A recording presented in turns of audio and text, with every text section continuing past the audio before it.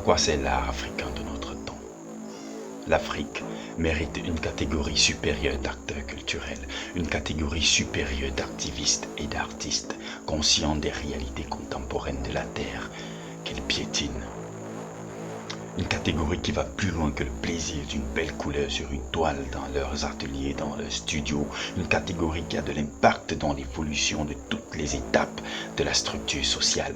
Une catégorie qui répond d'une seule voix, par de différentes couleurs, par de différents projets, en de différentes langues et notes de musique, à l'ampleur que prend les problèmes de l'humanité. À quoi sert l'art africain de notre temps?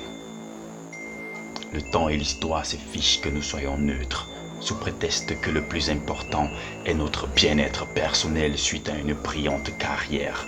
Des hommes avant nous se sont battus pour qu'il existe aujourd'hui une minorité de gens comme nous, capables de jouir d'un minimum de plaisir factice, quand la majorité, et nous avec, subissons cette oligarchie néocolonialiste qui est présente dans tous les domaines de la société africaine actuelle.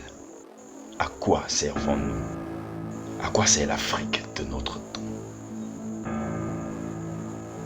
À quoi sert l'art africain de notre temps? Nous serons tous des victimes, glorieuses ou pas.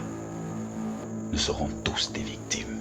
Artistes, économistes, politiciens, enseignants, voleurs, prêtres, maçons, chauffeurs, sauveteurs, feignants, géologues, sportifs, ramasseurs de balles, prostituées, écrivains, marabouts, stylistes, penseurs.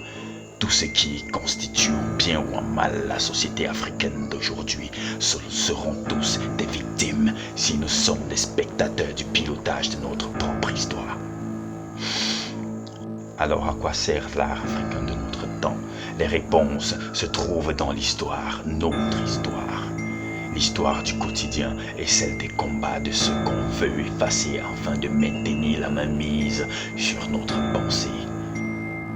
L'histoire derrière les noms qu'on enfouit dans des tiroirs coloniaux, l'histoire du Mbodol, l'histoire des hommes intègres, l'histoire du Zoulou. L'histoire derrière ces masques, ces sculptures, ce patrimoine pillé, volé dans son essence, pour que jamais on ne se découvre, pour que jamais on mesure l'ampleur de leur impact dans notre vie, dans notre constitution humaine. Alors, ne rien faire pour reprendre ce qui est à nous. Notre richesse s'est donné raison à plus de 500 ans de domination, encore en cours. Alors posons-nous les bonnes questions. À quoi sert l'art? À quoi sert l'art africain de nos